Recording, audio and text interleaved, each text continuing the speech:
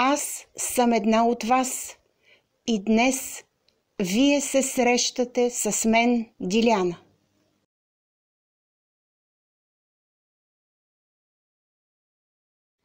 Скъпи приятели, здравейте! Аз съм Диляна и днес продължавам моя разказ за срещите с душите на починалите. Днес ще ви разкажа за срещите си с душите на самоубийците.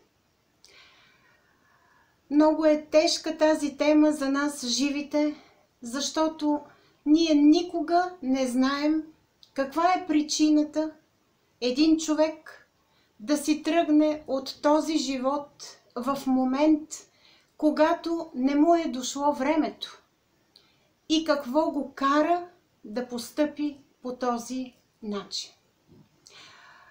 Преди да пристъпя към разказите, които за днес съм подготвила, аз искам да ви кажа до какви изводи достигнах, общувайки с информацията от записите Акаша. Всяка една душа, която е дошла в настоящето си земно прераждане, има план, в който е отбелязано колко да бъде земния и живот. В смисъл колко години да продължи.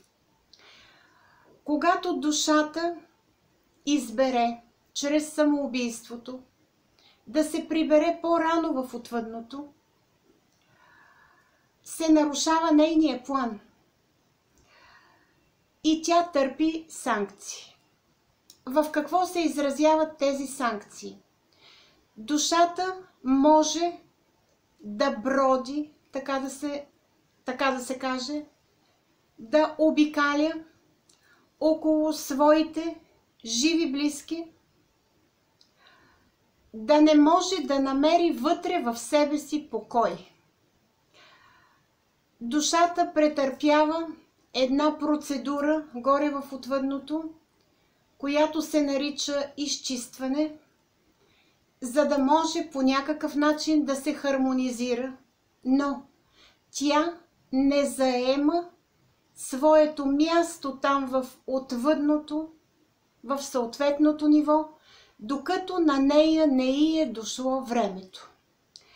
Какво се има предвид под това, докато не й е дошло времето?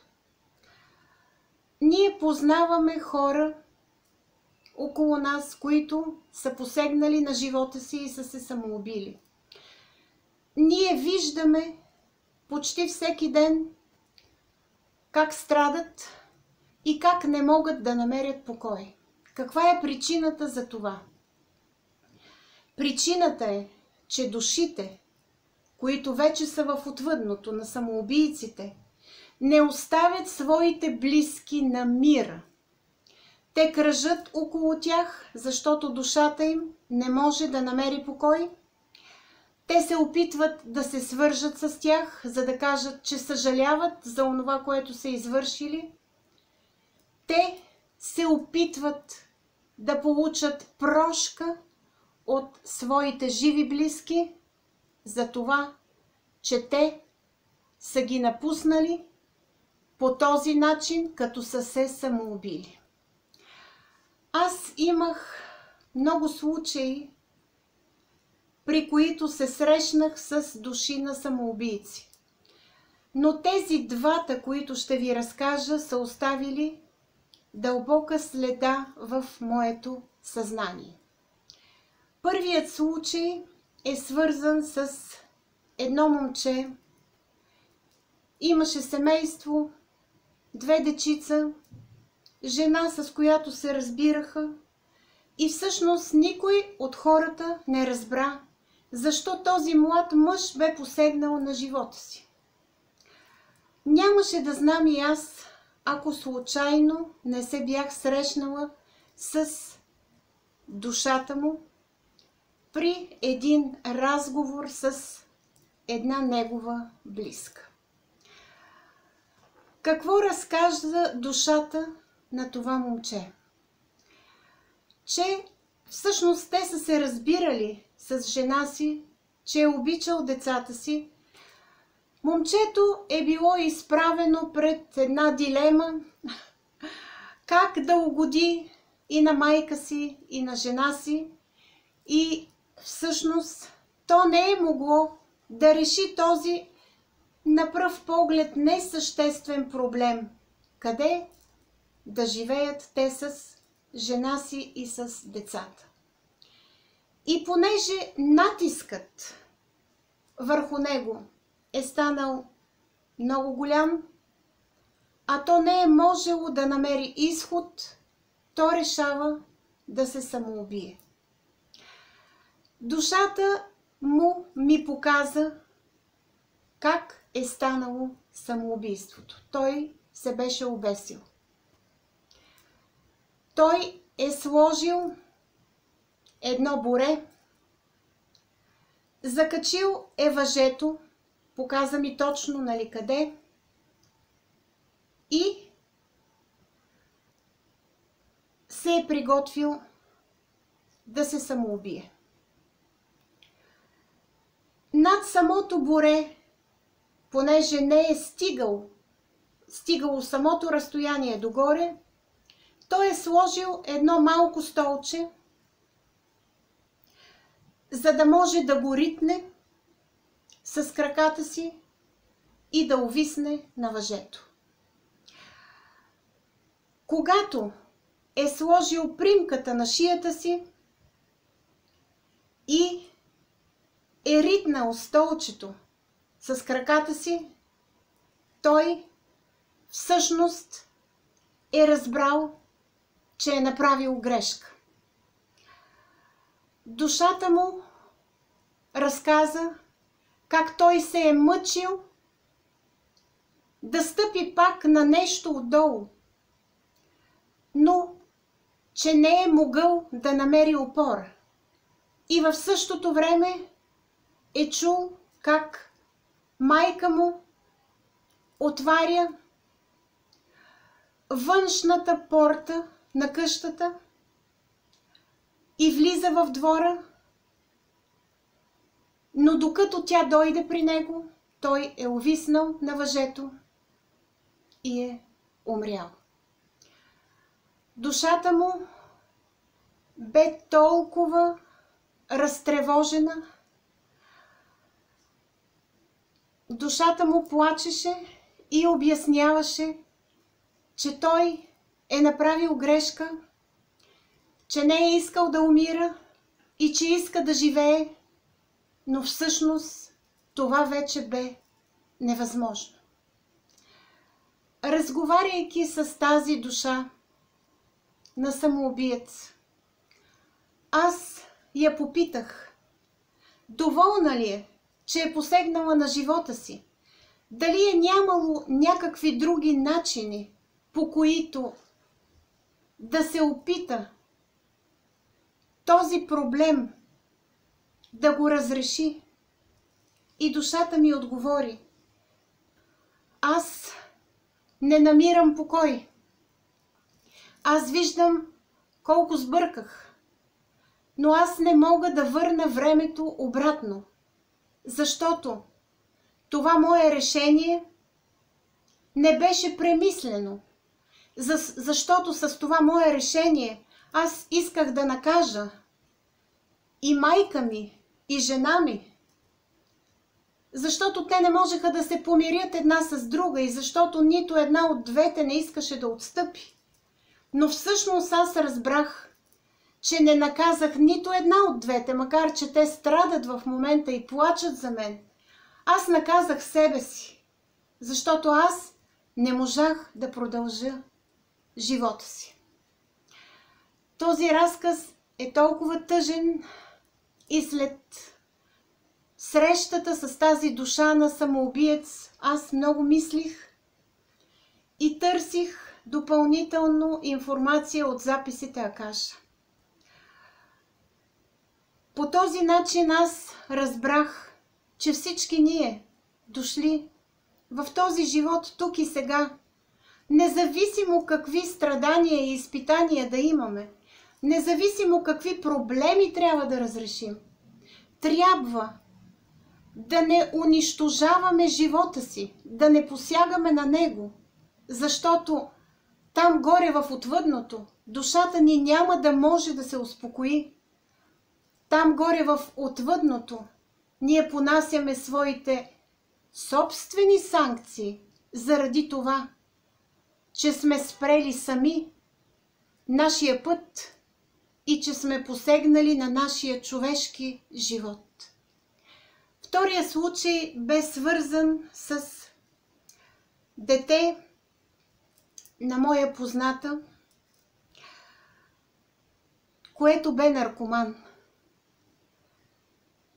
Поемайки свръхдоза в един момент, то беше стигнало до самоубийство. Това дете аз не го познавах, не знаех как изглежда. И когато майката дойде и се появи едно момче на около 15 годишна възраст, аз я попитах дали така е изглеждало детето й. Тя имаше 2 деца, момиче и момче. Помолих душата да покаже къде е живяла, да покаже каква е била стаята и все неща, които майката трябваше да разпознае като информация.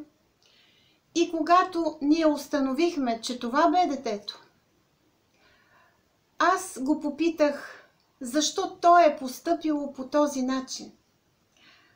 Детето се обърна към мен и чрез мен към майка си и каза, че съжалява, че то броди буквално всеки ден след нея, че той иска да й каже колко я обича и колко ужасно съжалява за онова, което му се е случило, но че то не може да се върне обратно. То каза, че е в стаята, когато майка му се прибира и отива в неговата стая, че вижда сестра си и че много би искало да разговаря с сестра си, защото го е страх, че тя може да тръгне по неговия лош път на наркоманията. То помоли майка му следващия път да доведе сестра му, защото иска да й каже някои неща.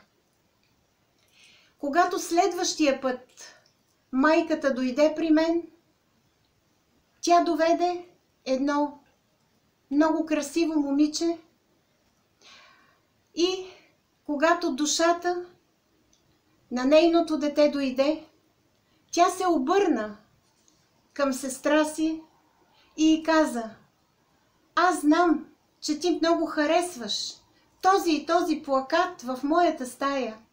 Аз искам да ти ги подаря, искам ти да ги вземеш. Аз имах едно синджирче, което ти много харесваше. Аз искам да ти го подаря и то да ти бъде спомен за мен и за дните, които ние имахме заедно в този живот като брат и сестра. Майката и момичето се разплакаха, разплаках се тогава и аз, и сега в момента аз, като си спомням за този случай, го преживявам и се извинявам, че съм емоционална, но всичките тези неща аз съм ги преживяла с душата и сърцето си и не съм безразлична към онова, което се случва на хората, дошли да разговарят с мен. Братът и сестрата говориха все едно. Братът не е починал. Ние се срещнахме с душата на това момче още един път, когато сестра му сама дойде, за да разговаря с него. И тогава, третия път, сестрата ми каза следното. Знаеш ли, аз съм чувала да се говори за тези неща, но аз лично не ги бях преживявала.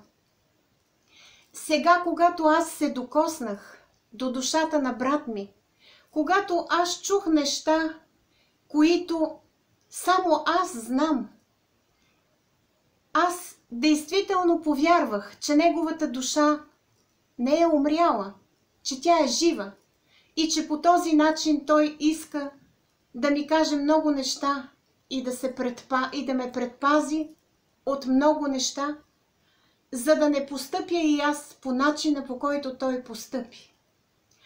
Защо ви разказах тези два случая?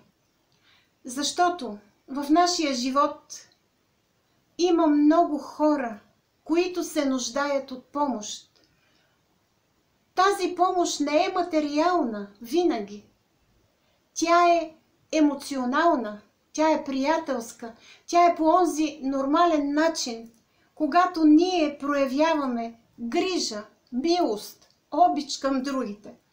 Когато ние сме изпълнени с любов и с състрадание към онези, които имат проблеми и които нещо преживяват, нека да бъдем добри, нека да бъдем разбиращи, нека когато видим хората около нас, че страдат, че имат проблеми, да се обърнем по онзи човешки начин, с добрина, с човещина, да проявим търпение, да отделим време и внимание, за да ги изслушаме, за да не се стига до този акт на самоубийство, когато хората в момент на гняв, в момент на конфликт, в момент на неразбиране на проблемите си, тръгнат да отнемат сами живота си.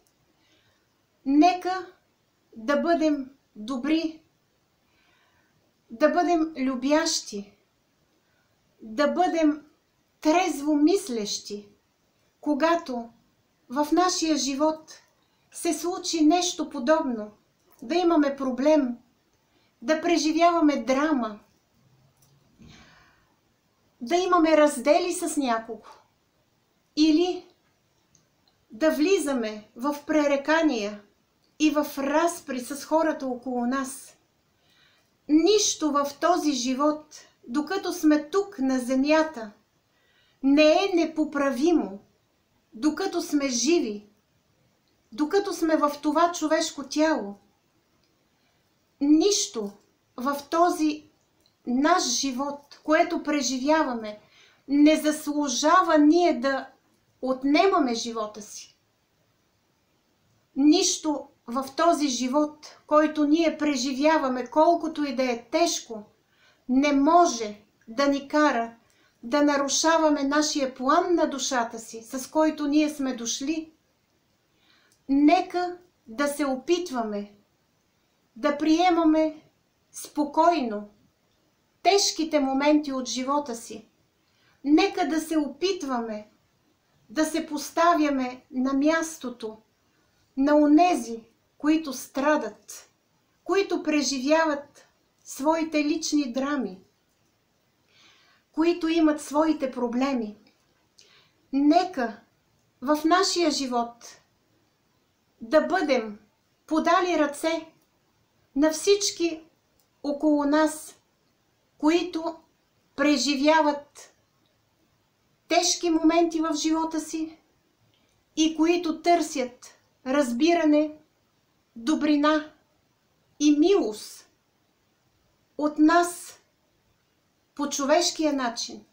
Да не допускаме в нашето обкръжение някой да си отнема живота, да се самоубива и да отива в отвъдното по начин, по който душата му да стои разделена между земя и небе и да пребивава както в отвъдното, така и в нашия бит и делник, защото нейното време, когато човекът се е самоубил, не е дошло и тя не може цялостно да се върне в отвъдното и да може да се успокои. Съзнавам, че разказът ми беше много емоционален. Благодаря ви, че бяхте днес с мен. До нови срещи с следващото видео. Довиждане!